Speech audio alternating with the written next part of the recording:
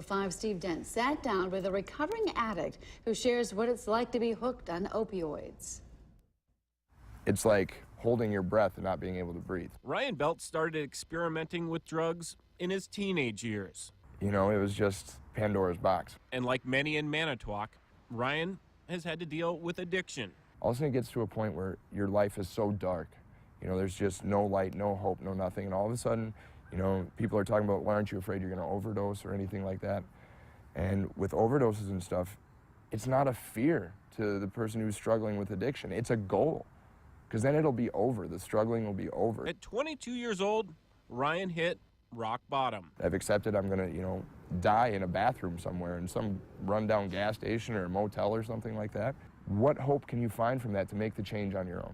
And Ryan has spent birthdays in jail, but he's also gone to rehab.